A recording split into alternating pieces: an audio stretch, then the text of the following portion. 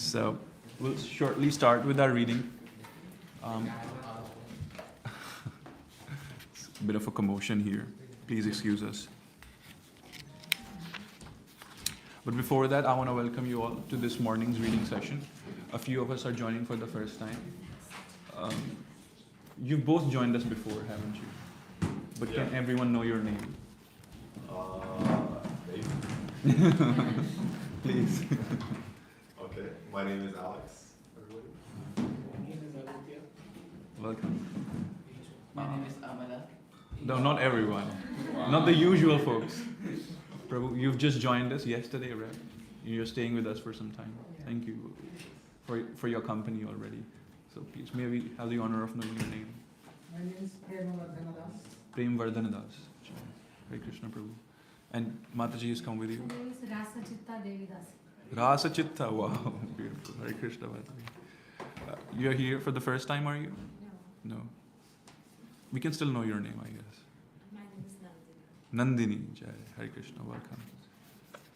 The rest of you, we know you. It's okay, Shad. That's not needed. Should we start with the Mangalacharan? It's going to take some time. We can do it from here.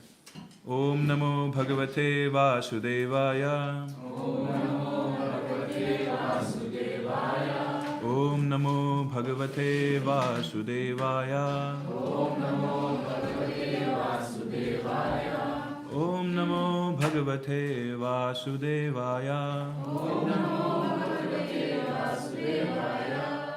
O my Lord, the all-pervading personality of Godhead, I offer my respectful obeisances unto you. Narayanam namaskritya naram chaiva narottamam devim saraswatim vyasam tato jayam udirayet.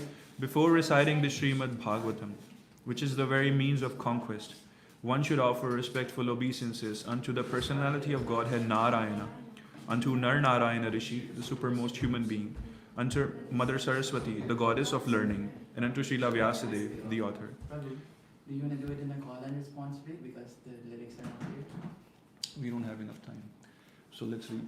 Those of you who don't know the prayers, please listen. Nashto prayeshu bhadreshu nityam bhagavata sevaya bhagavati uttama shloke bhaktir bhavati naishtiki. By regular attendance in classes on the Bhagavatam and by rendering of service to the pure devotee, all that is troublesome to the heart is almost completely destroyed. And loving service unto the personality of Godhead, who is praised with transcendental songs, is established as an irrevocable fact. What is next? Om Jnanatimirandasya Jnananjana Shalakaya Chakshuranun Militam Yena Tasmai Shri Gurave Namaha. Was born in the darkest of ignorance, and my spiritual master opened my eyes with the torchlight of knowledge. I offer my respectful obeisances unto him. Mukham karoti vachalam pangum langayate girim yat kripatam maham vande Shri Gurum Dinataranam. I offer my respectful obeisances unto my spiritual master, the deliverer of the fallen souls. His mercy turns the dumb into eloquent speakers and enables the lame to cross mountains. Namo Vishnu Padaya Krishna Prishthaya Bhutale Srimate Bhakti Vedanta Swaminiti Namine Namaste Saraswati Deve Gauravani Pracharine Nirvishesha Shunyavadi Pashyata Deshatarne Jai Shri Krishna Chaitanya Prabhu Nityananda Shri Advaita Gadadhara Shivasadi Gaur Bhakta Vrinda Hare Krishna Krishna Krishna Hare Hare Hare Rama, Rama Rama, Hare Hare. I don't know when can we read. But for today's Srimad Bhagavatam session, most of what I'll be speaking is from the gurus and masters that I've learned from the purport here. We're actually lucky to have Srila Prabhupada's comments directly in today's purport. Because where we are in the Bhagavatam right now, we're seeing less and less purpose from Srila Prabhupada. More so from his very qualified disciples, yes. But today we're reading from him in the purport, so which is very relieving for me. So I have less thinking to do because Srila Prabhupada's purports are just a guiding light. You don't have to think around much because it's very direct also. No room for speculation. Also, much of what I'll be adding to it will be coming from His Holiness Srila Gaur Govind Swami Maharaj. If many of you are not aware of the personality, he was a dear disciple of Srila Prabhupada, who's not with us in body anymore. But just to tell you a tiny story about him, and I read it and I was surprised that maybe you're aware of it, that one day he was with a room full of devotees at some event in Spain. And he was very surprised because they were using oil lamps for lighting in the room. They weren't using electricity. So he was like, do you guys not have electricity, or is it just a norm here to use oil lamps? And then he was told by the people of that region, probably it was a remote region in Spain, that there's no electricity here. And he was like, what are you talking about? And they were like, the electricity here comes from the hydraulic dams. You know, it's water-based electricity, and we haven't had a rain in over 1.5 years. It's a severe drought in the region. So there is no water whatsoever. So there's no electricity right now. And he was like, okay. He was like, I don't remember the exact words of him, but essentially he said that, if we do Sankirtan for Krishna, then he will provide rain because he ultimately controls everything. So if we do it with all our hearts. So that night everyone did Sankirtan together, and towards the end, clouds started to thunder. There was lightning. So everyone got excited. But local people, they said that sometimes clouds, they do some thunder and then it doesn't really rain. There's been a severe drought. So everyone kept chanting anyway. After a night-long ecstatic kirtan, it rained. It rained for hours. There was a flood pretty much in the region. So everyone started coming to Maharaj, paying obeisances, and there was a whole chatter in the town. And so Maharaj, being the purest devotee and being so humble that he is, he told his servant to immediately run away from the place. And I don't want to misquote him, but he kind of said something on the lines of that he is so fallen and he doesn't want any appreciation for himself, and it's only Prabhupada. So he ordered his disciples to evacuate the region and take him away from there. So from such pure devotees, even their words are considered to be shastras, because they're never not in accordance with shastra anyway. They're never against the shastras. But to create a good hygiene, devotees like, of course, Srila Prabhupada and Gaur Govind Maharaj, they quote from shastras to create a culture where there's no room for speculation, even though the truth is revealed in their hearts. Anyway, so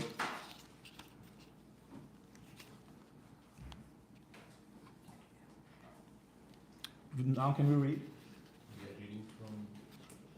We're reading from 10th Canto, chapter 20, text 37.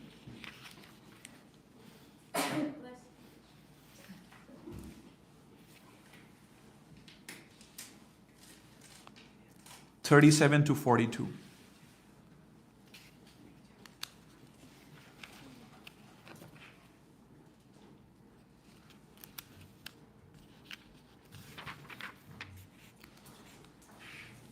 Should we start? The fish swimming in the increasingly shallow water did not at all understand that the water was diminishing. Just as foolishly family men cannot see the time they have left to live is diminishing with every passing day. Can you read it? Next one. Just as a miserly, poverty-stricken person overly absorbed in family life suffers because he cannot control his senses, the fish swimming in the shallow water had to suffer the heat of the autumn sun. Gradually, the different areas of land gave up their muddy condition and the plants grew past their unripe stage.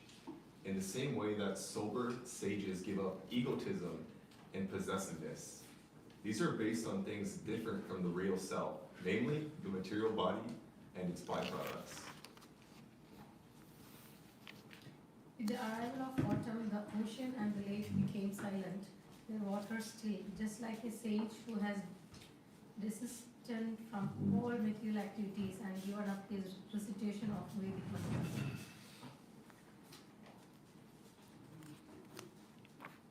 In the same way, where the practitioners of yoga bring their senses under strict control to check their consciousness from flowing out through the agitated senses, the farmer erected strong mud banks to keep the water within their rich fields from draining out.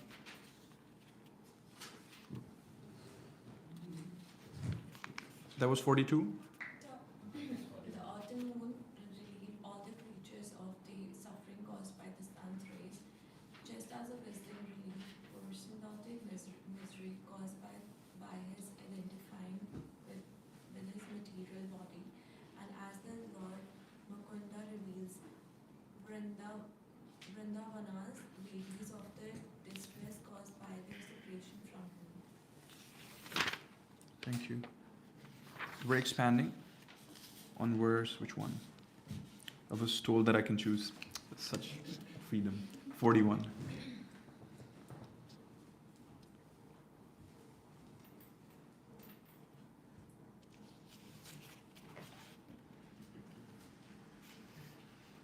Kedarebhyastua vapo apoabgrihanan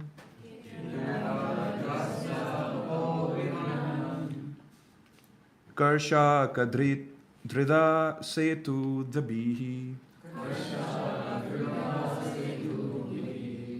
Yatha pranes swaraj kyananam Tannirodena yogi naha. Read it, whatever's meter correct. It's the other one, right? Kedarvyastab apugrana. Thank you. Stapapogrena. Karshaka drida setubhi. Yatha pranay sravaj gnanam. Yatha pranay sravaj jnanam. Tannirodhena yogina. Tannirodena yoginaha.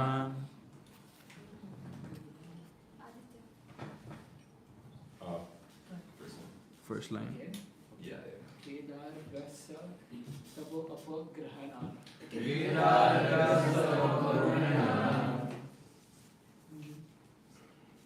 Karsika Dhrida Setubhi.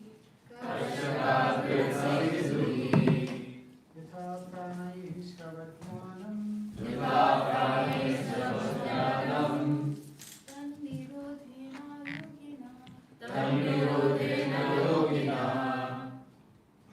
Kedare Bashyato Pograna.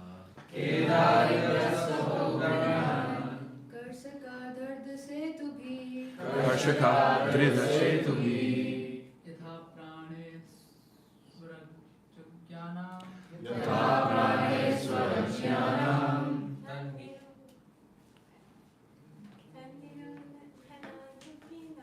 Tannirodena yogina.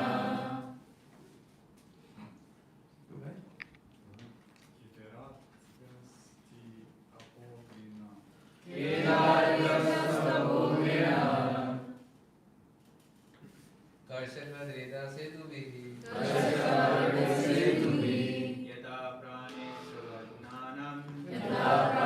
Sravajnanam. Tannirodhena Yogina. Kedarvyastava Pograna. Karshaka Dreda Setubhi.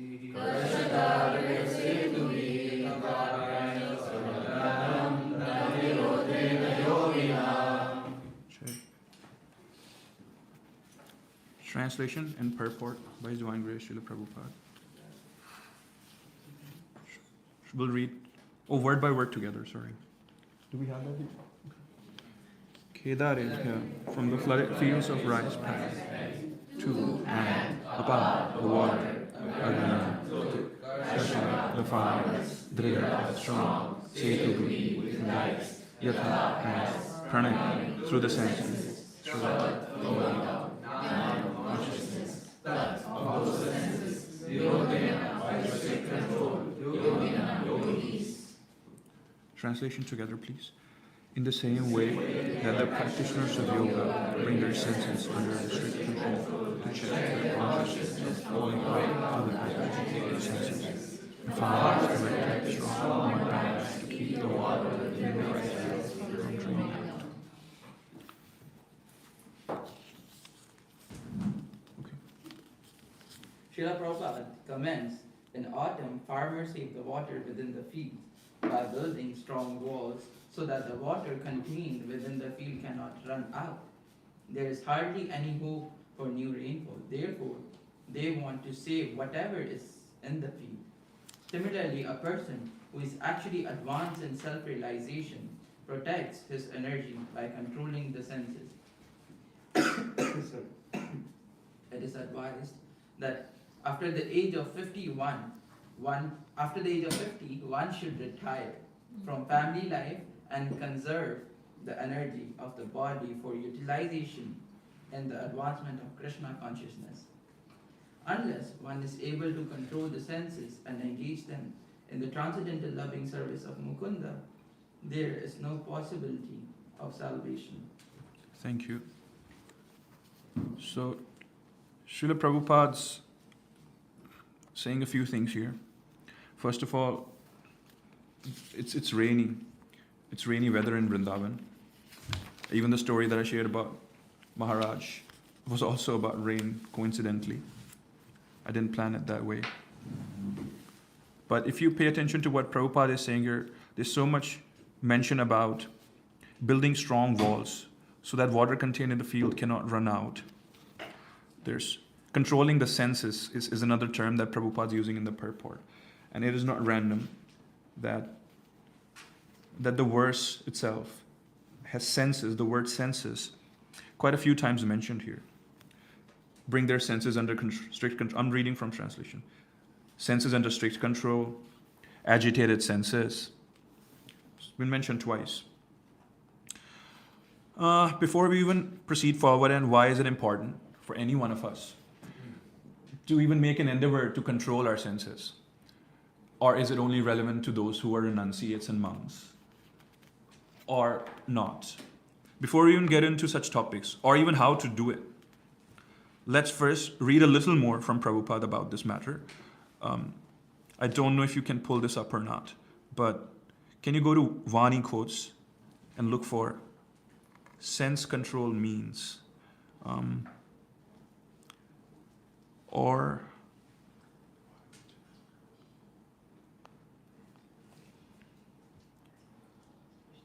you can pull up Srila Prabhupada's lecture also. This one is, oh, that's so long. Are you going in one? Can you repeat it? Just look for Bhagavad Gita 2.22 lecture. This is given in Hyderabad. Bhagavad Gita 2.22. But I can read it if you can't pull it up, so that's okay.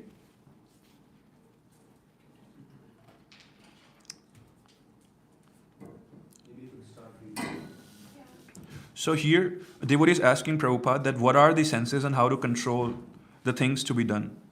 Then Prabhupada is saying that senses, and I'm quoting him, everyone knows, you see, how we are seeing through the sense of the eyes. These are senses, sense organs. You can touch with the hand. These are sense organs. You can hear about some knowledge. That is sense organ. You can taste one fruit. These are senses. Is it very difficult to understand? You have got these senses. By some senses you're acquiring knowledge. In some senses you're working. There are 5 senses for acquiring knowledge and 5 senses for working. These are senses. Then devotee asks further that how to control them, what are the things to be done. Then Prabhupada says, yes, control. It is very difficult to control. But if you put it under the control of the Supreme, it will be controlled.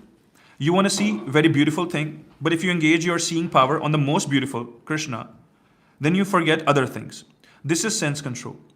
You're going to a restaurant to enjoy your tongue, but if you take Krishna Prasadam, then you'll forget going to restaurant. This is sense control. Sense control means to engage the senses in the service of Krishna. Simply we have to purify the senses. The senses must be there. Please pay attention. Prabhupada is saying the senses must be there. Otherwise, I am not a living being. I am stone. But at the present moment, I am misguided. I'm using my senses for other purposes than Krishna's. Therefore, I cannot control. And as soon as you apply your senses for satisfying Krishna, then they are controlled automatically. Somebody says that sense control means to stop the action of senses. No.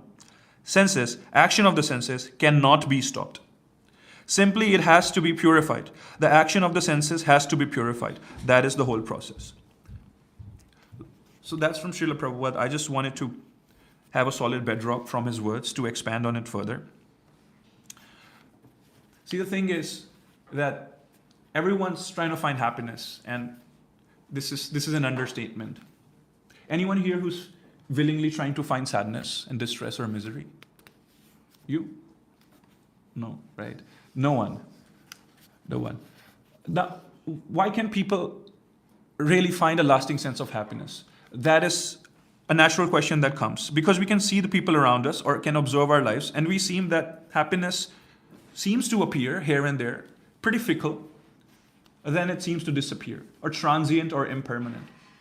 So why is it so? And see, it also depends on how much of a state of ignorance you are in. Because sometimes some things can really appear to be happiness, but they're not. Krishna in Bhagavad Gita clearly describes 3 types of happiness. Happiness in the mode of ignorance, passion, and goodness. And he mentions, and I'm not quoting right now, and he mentions that happiness in the mode of goodness appears to be poison at first, but nectar later. So how do you even comprehend such an instruction, right? But first, let's get to why. Why can't we find happiness using these 5 senses that Prabhupada just expanded on? I would like to ask you a question, Amala Harinam Prabhu. Do you desire for things in general? Any kind of desires? Right. Anyone here who has no desires? I can touch your feet. No. No one today. So what's wrong with desiring? Nothing. There's nothing wrong, right?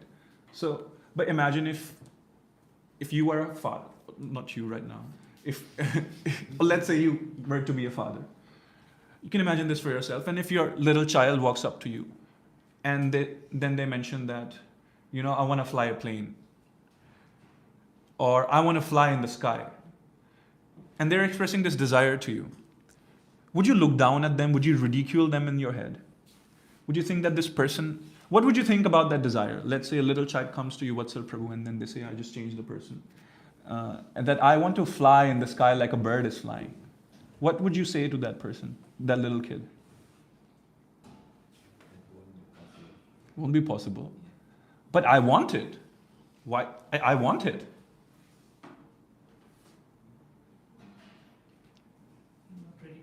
Probably picking up and just like this. Okay, that is one way. But I want to fly like a bird in the sky. Okay, the point is, what is immoral about that little kid's desire?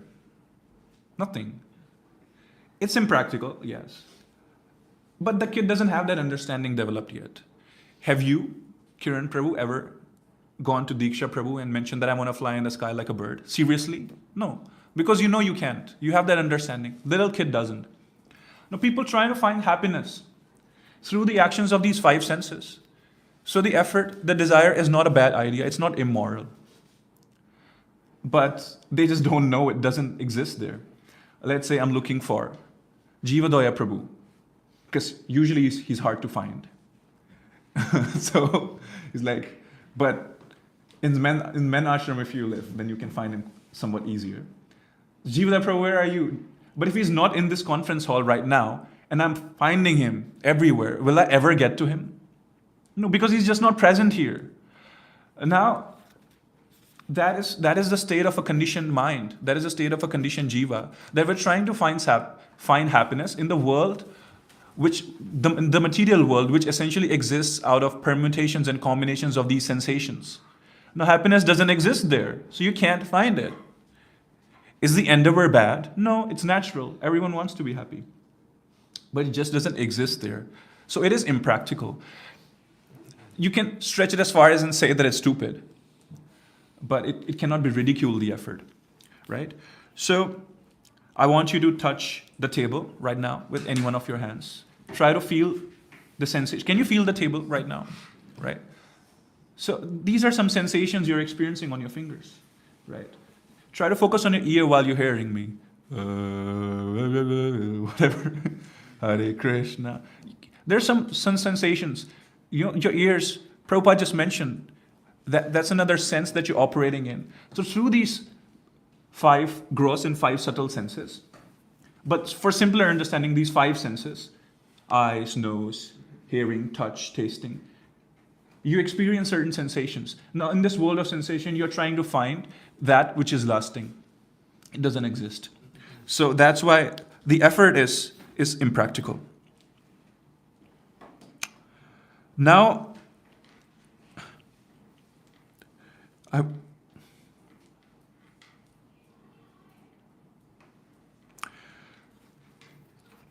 so where does happiness ultimately reside is the next natural question that follows this.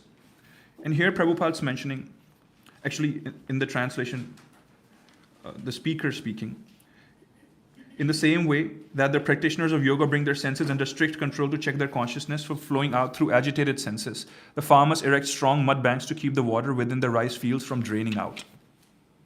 Okay, so if it's not in this world of sensations that we're living in this material world, then where does true happiness reside? Someone the other day gave a very good example. Who was that speaker?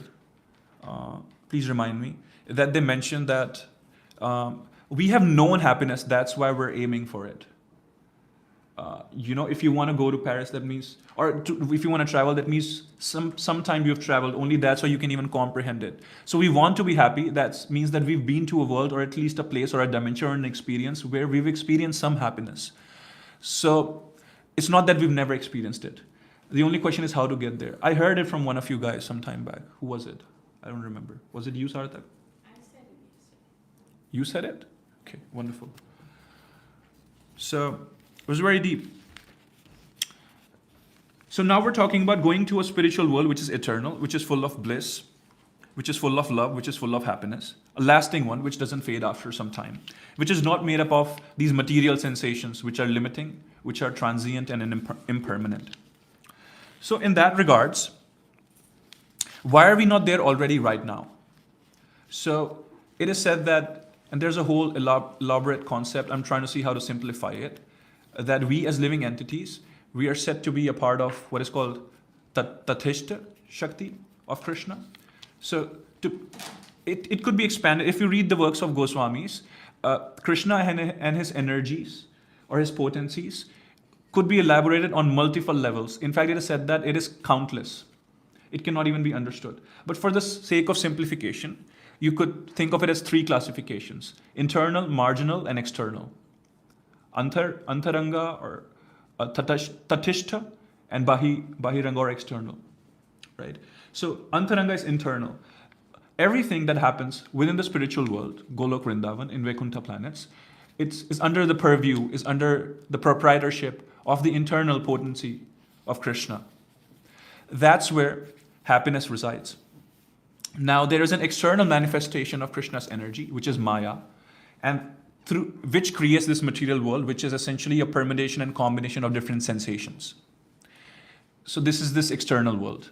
Now there is a transition, or the word tata means shore.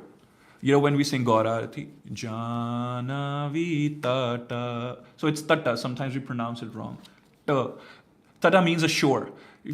How many of you have been to a beach or a riverbank or a shore? Pretty much everyone, right? So there are 2 choices there. There's the bank, like there's the dry part, which is the sand, and then there is pretty much water, and then there is right where water's hitting the sand, that little part, which is sometimes dry, sometimes wet, depending on the waves.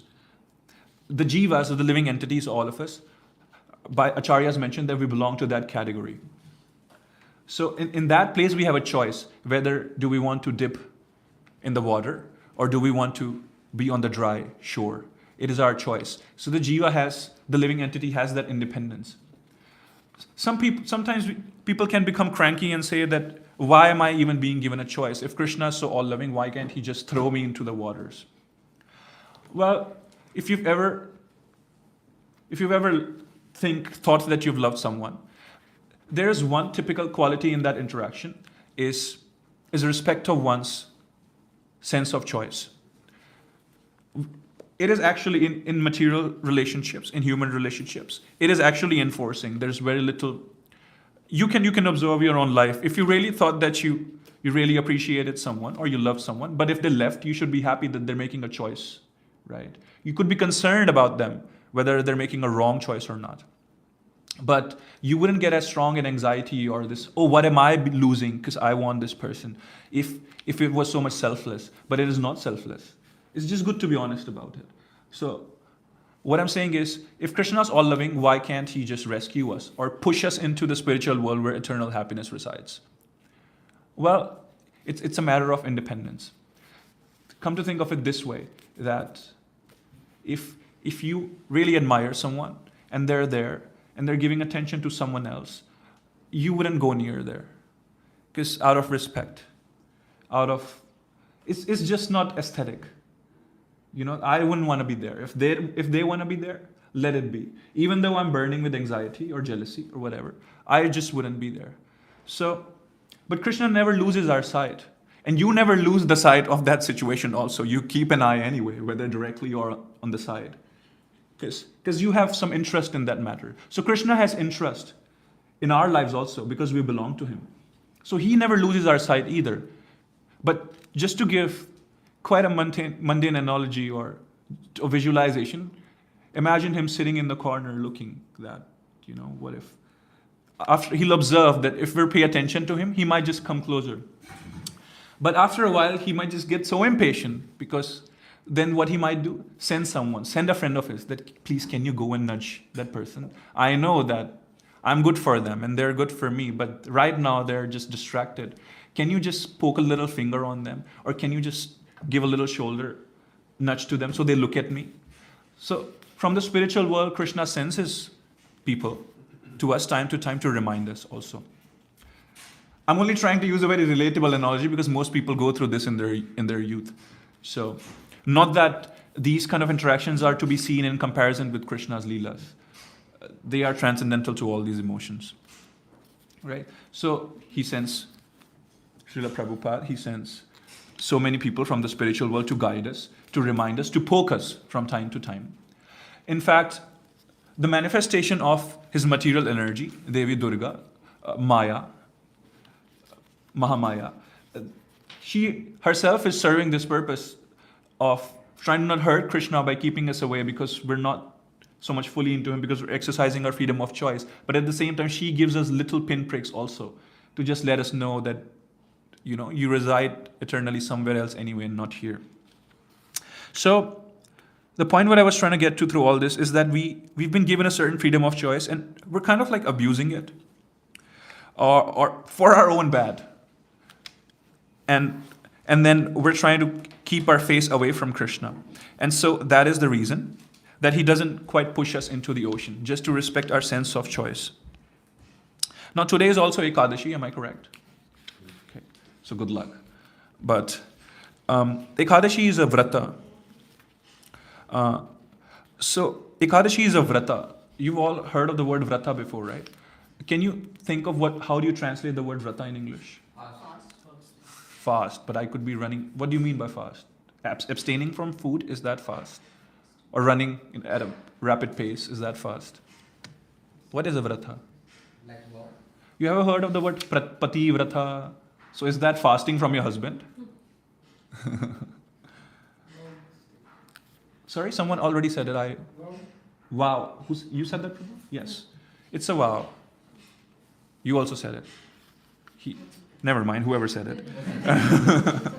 A vrata is a vow. It's a promise. It's kind of like an oath that you take.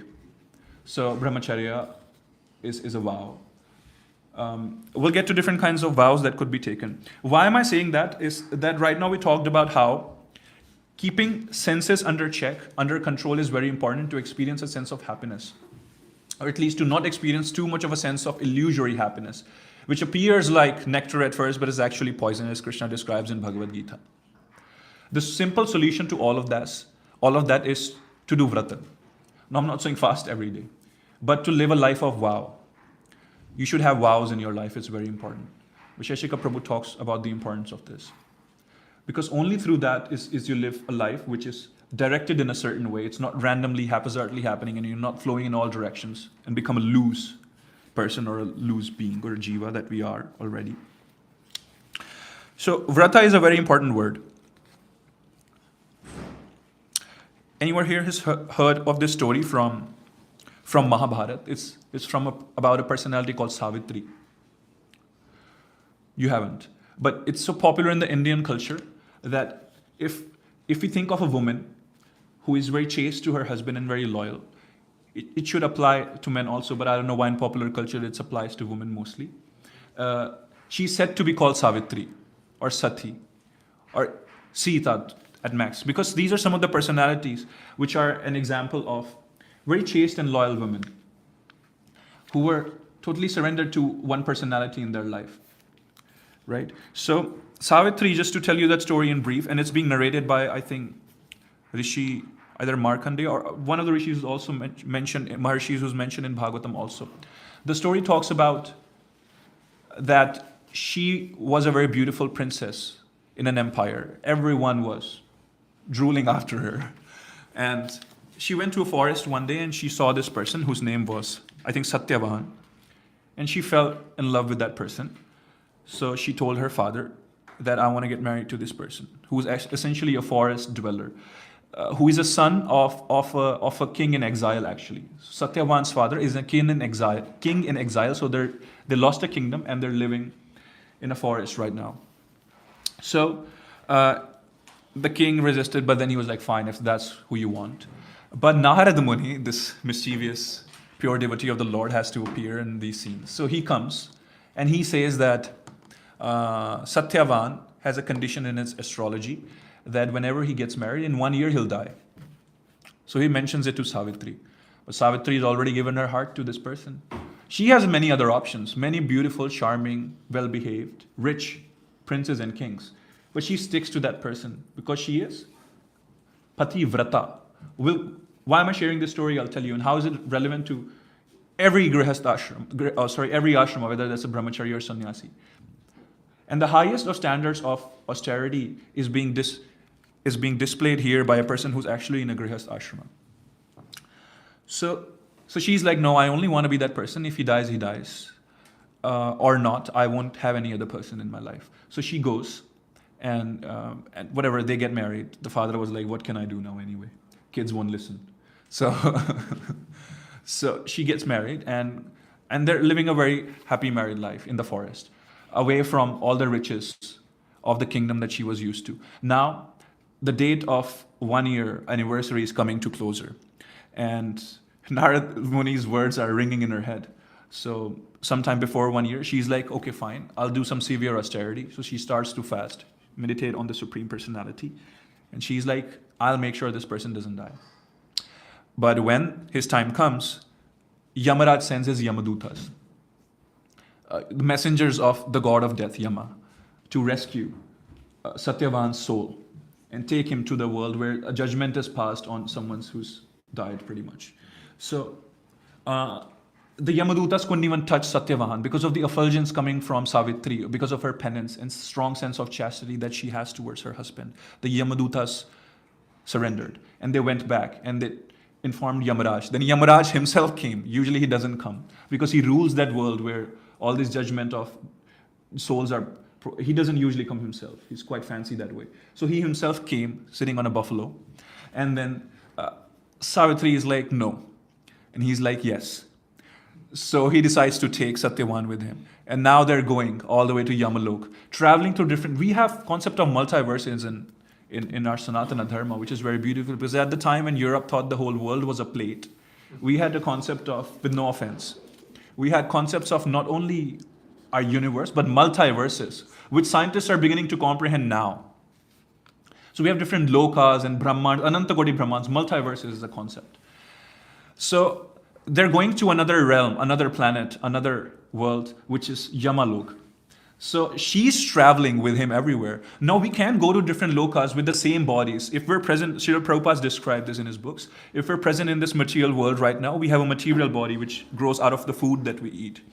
So we're present here. If we go to Yamalok, we need to have a different kind of a body, wherever realm we go to. But the strength of her penance is so strong that she's actually able to traverse through different lokas. So she's not leaving Yamaraj. And he's like, why is she after me? Doesn't she understand? So Yamaraj stops somewhere on the way to Yamalok, and then some transient on the way king realm, and he's like, what do you want, woman? And she's like, him. So, no. He's like, I can't do that, but I'm so impressed. I'll give you what you want, but not him. She's like, okay. Return the kingdom to my husband's father, which was lost. He's in exile. Done. He got his kingdom back. Satyavan is unfamiliar of it because he's in that stage where he's going into Yamalok or whatever, on Yamaraj's buffalo. So now she's still not leaving him because she wants her husband back. So Yamaraj is traveling further. Yamaraj makes another stop. What do you still want, woman? And she's like, him. He's like, no, anything but him. Fine. His father also lost his eyes. He was blind. Return those eyes. Fine. Granted. Yamaraj is still traveling further. She's like, no. By the way, this is not funny. Because traveling through these different worlds in the material body that she has, it's painful. If you go to space and you need a space suit because the pressure is so much that your body will burst forth. But she's traveling through all these different worlds in the material body that she was given. So imagine the strength of her opulence and austerity. And she was not a yogi by any means. Just her chastity, her single pointedness and focus gave her so much effulgence. And that's relevant to people in all varnashramas.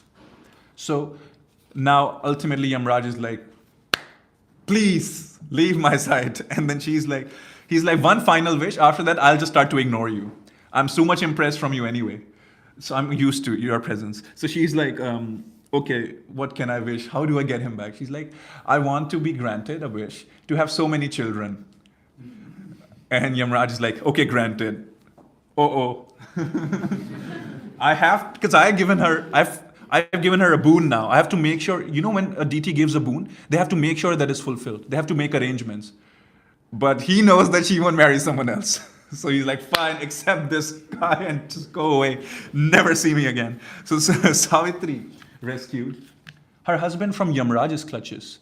Even by Krishna's authority, Yamaraj works on Krishna's authority that he gives judgments according to one's own karmas. So her austerity was such strong that her austerity overpowered Krishna's rules and regulations that have been established in the world. Because this is also Krishna's rules and regulation that if you have that sense of austerity, then you can get what you want. She was able to do that. So this is the strength of vrata. It's very important. So, talking about brahmacharya ashrama. So in varnashrama dharma, it has prominently 4 or 5 stages. Brahmacharya is the stage of learning, where ideally everyone is supposed to go through brahmacharya ashrama. Everyone who's living in the temple is very much that. So when I'll be using this word brahmachari, it's not only applying to people who are wearing an orange costume, but everyone who's living in the temple, and everyone who's living outside, who is interested in generating vrata in their life. So, brahmacharya ashram is the beginning. It is the most fundamental part of one's life. Just as our parents would tell us that you performing well or getting enough knowledge in your high school, in your college and undergrad degree is very important because your career depends on it, your life depends on it. Just like in your spiritual life, which is about internal state of our happiness. Spiritual life is about happiness. Material life is about external conveniences. So to live a happy life, having a solid spiritual foundation is important. Therefore, brahmacharya ashram is extremely important for every person. Now, in that stage, Gorgan Maharaj shares that 4 things are very important, which I haven't memorized, but let me just translate them. Is that you should take shower like a crow, kakasnan. What does that mean? It should be quick. Now, that doesn't mean that you don't clean your body properly. Please, here especially, those who stay close to me, take proper showers. The point is to not so much be concerned about your bodily conceptions and how am I looking and grooming. It should be quick, that you take proper shower and get ready for your morning program. Kakasnan. And then another is to have, I forgot the traditional words he used, but it was like to have a dhyan like a crane, to have a focus or meditation like a crane. You've seen the bird crane? It stands on one leg and it looks around for fishes. And so it doesn't even move. It's that as soon as a fish comes, like, like that. So to have a single pointed dhyan or focus or chanting in your regimental routine. And then he talks about swan and nidra or something, that you sleep like a dog. No, that doesn't mean that some of the you mentioned your pet dog sleeps like, but if you ever have, some pet dogs are not even dogs, okay? Like they're living more luxurious life than humans, so they have lost their natural quality. But if you know an actual dog, as soon as, that's why you keep them for houses security, because as soon as there's some trespassing, there's some sound that they notice, they're like, oh, what's happening? So your sleep should be like that. It shouldn't indulge in oversleeping. And you should, what was the fourth one? You should eat less, basically. Eat like, I forgot what was the example, but eat less. Now you should have enough nourishment for your body, so that's important. But you should make a check. It's not very difficult to be truthful to yourself whether you're overeating or not. Okay, so that's these four things actually, as tiny or as not non-important that they might appear to be, they are the very solid bedrock of brahmacharya. For anyone who's living outside the temple, wherever, if you take care of these four things, then only you can do things further, otherwise not. You just raise your hand. Yeah, I just want to know, like, the scientist says, like, we have to have a deep sleep. If, according to you, if you are saying we should be alert while sleeping, that wouldn't be possible. Yes. We should have a deep resting sleep, but that doesn't mean that it has to be a deep sleep of 9 hours, 10 hours, like many. I don't know which scientist says it, because you maybe you hear it on a reel or somewhere and then people think that it's a scientist saying it. A sound, relaxing sleep is very important. But if you're doing other things right, if you're eating just to provide good enough nutrition to your body, if you're having a focused meditation, which 99% of the people don't have in your life, and if you are, what's the other thing? Not so much indulged in your appearance and not focusing too much on how you're getting dressed and stuff, then your sleep quota will naturally reduce. Whatever sleep that you're having, it will be deep in nature, but it will be, you don't need many, many hours of sleep like that. So in Bhagavad Gita, Krishna describes 3 modes of material nature. Tamogun is the mode of ignorance. If you observe how you're sleeping, a deep sleep especially is when you're lost. Anyone who's aware of themselves in their sleep, maybe you're not yogis, but so am I not. But what I'm saying is that it's tamogun, it's pure, deep ignorance mode. You're ignorant of your own existence in your sleep, right? So too much sleep is not good. And if you have more of qualities of goodness or sattva gun, and Krishna describes in Bhagavad Gita how to get it, how to have a lifestyle according to that, then you won't be so much indulged in tamogun. So your sleep, whatever limited time, it will be deep and relaxing. We can come back to it later, but right now I want to cover a few more points. So going back to brahmacharya ashrama, these 4 things are important. Even when people get married, actually Gaur Govind Maharaj describes two types of brahmacharis. Can you guess? I don't remember the traditional words, but I remember the English. Can you guess? I want guesses here right now. 2 types of brahmacharis. No guesses? Yes. Household brahmachari? Yes. He said one is a household brahmachari and another one is basically a non-household brahmachari. So if people are imagining that I'm living a life of a brahmachari, then after that I'll get a free passport to indulge in material gratification. You can do that. Most people are doing that. But then the purpose itself of first establishing yourself in solid spiritual foundation to have a lasting sense of happiness will be defeated in that process. And maybe for some people it may still be fine because they have a lot of mercy. Through that indulgence, they may discover that that I've committed a mistake, right? So that is possible, but for most people, it wouldn't be possible. It is said that the desire or the thirst, you're trying to satisfy your desires materially through involving in this world of sensations. It's like putting oil in fire. It's like putting ghee in fire. Can you really dispense out a fire by putting oil in it? It is only aggravating further. So anyway, when people do transition into Grihast Ashrama, that doesn't mean it's an end of brahmacharya. In fact, it is a little more austere brahmacharya. Because if you are a brahmachari and if you're not married, whether that's a man or a woman, so Shastras don't recommend women to be lifelong or nashtiki brahmacharis only because the time, place, circumstances, primarily. There are a few factors, and I'm not qualified to talk about all of them, but I can mention briefly about a few of them. One is that at that time, everything was very physical, right? There were not many machines. Today, if you have to go and get grocery, you can drive a car and go. But imagine even if you have to have a nice dosa, you have to grind the batter. Everything was just very physical. So at that time, animals would just enter into your house. So you needed someone more muscular to take care of you all the time, right? You can't live alone by yourself. So women were recommended to be married and to have, move from their father's protection to their husband's protection. So that was there. Now there's technology everywhere. There's a level playing field. You have more of a choice. As per Shastras, you can make more informed choices. Also, see, if you observe the woman's monthly cycle, the cycle itself is pushing to have a child.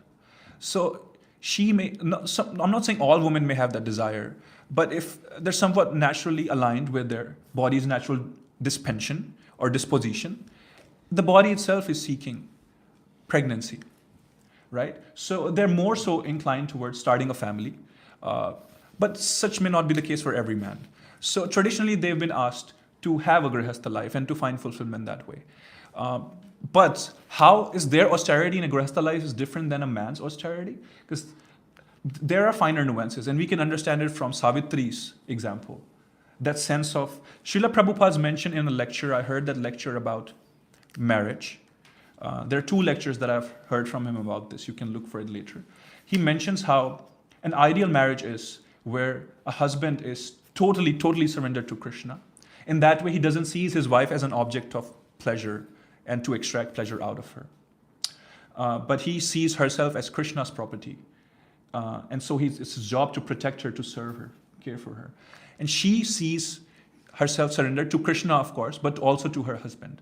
So in that way, because he protects me, he takes care of me, whatever. Now it may not be so much relevant. It's more like an equal partnership these days because of technology primarily. It's not women's right so much which has provided this equal level field. With all respect, as I'm also considering myself to be a part of proponents of women's right. But it is technology after all which has facilitated more freedom, let's be honest. So anyway, so Savitri's example is on how, even being in a grihastha ashrama, how to be austere, how to be single-pointed and dedicated. These days it's very difficult because there are thousands of options everywhere, and we're being trained from our childhood to swipe left and right, to just not be single-pointed. So that is why it is very important for people to go through stages of brahmacharya and training in their life, to train themselves to be single-pointed. It is equally important for men and women. I want to quote before we leave because one of the strongest brahmacharis that we have in our ashram is Sarthak, and who is also my dearest friend. But when he gets into his relaxing moods, he likes to listen to, for inspiration, so many. Don't know the meter. Dear Lord, when I get to heaven, please let me bring my man. When he comes, tell me that you'll let him in. So, but this is Savitri of another kind. But what I'm saying is, actually there's a lot more that I want to expand on, but we're out of time. Maybe another day, another class. What you should research after this to expand further on the things that I've shared is to hear from Prabhupada and his dear disciples, Gauragovind Maharaj that I read from, is to have an understanding of what is a jiva and what is Radha Tattva. It's very important. I haven't mentioned it so far because then I won't be able to be silent with respect to the time limit. And to understand that what is pleasure, where it comes from. And ultimately it's about the only object of pleasure, of love, is Krishna. And the only one who can love someone is Radharani. Multiple acharyas, including His Holiness Radhanath Maharaj, has mentioned the same things. I hear it from Prabhupada in one way or another also. Now I heard it from Gauragovind Maharaj also. So it is only she who can love. He's the one who can be loved. And if we want to, we have to love him, but we cannot, because it is not a jiva's authority to. Maharaj mentions this again. Even bhakti is not, and it's not an authority of jiva. It is only through Nitya Mukta, Krishna's Krishna's eternal companions from the spiritual world, if they glance mercy on us, Nitya Baddha Jivas, if anyone's a hidden Nitya Siddha, then I beg your forgiveness. But it is only their mercy, Krishna's eternal companions from spiritual worlds, if they provide mercy on us, then we can get bhakti and then we can get to the spiritual world, because it is not our right to even have bhakti. That's what Maharaj mentions. So with that, I also want to invite you all for coming Tuesday to the temple, because Mahaprabhu's appearance day is there. I wanted to bring in Mahaprabhu here because he actually reveals how to get to love, which is what everyone's seeking. And something good to research about it would be about Lord Kapiladev's teachings, because he expands on what is called Shankhya philosophy. Shankhya, Prabhupada in one of Bhagavatam purports describe as completely legitimate path. But Shankhya doesn't have so much of a concept of Paramatma directly, or rather people have misinterpreted Lord Kapil who is Krishna's incarnation's teachings, to be devoid of a presence of Paramatma. But Sankhya philosophy is heavily present on Purusha and Prakriti as concept. And manifestations of Purusha for the understanding is considered to be Lord Shiva, and Prakriti to be Mother Parvati. So from their understanding, Lord Kapil Dev explains, Sankhya philosophy explains Purusha and Prakriti, and how ultimately, so that is on the level of Sankhya philosophy, but the core essence of, on the level of Krishna consciousness, it is understood that Krishna is the only Purusha, and every other living entity or whatever that exists is ultimately a part of Prakriti. So Prakriti's purpose is to serve Purusha, and Purusha's purpose is actually to enjoy. I'm sorry, that I don't want to say that man's purpose is to enjoy a woman. This is transcendental Purusha and Prakriti we're talking about. Even men here, and bodily men here, they're part of Prakriti only. So they're supposed to give enjoyment to the senses, transcendental senses, of the only Purusha, that is Krishna. And through that, your senses are also satisfied, and you are able to experience that sense of love and happiness, which you're trying to find into this. We're trying to find into this world of sensations, but it doesn't quite get there. So Mahaprabhu reveals the path on how to get to that Krishna Prema, which is a chanting of Mahamantra, following regulations. So please come here on Tuesday. You'll hear much more about him. Okay? Hare Krishna.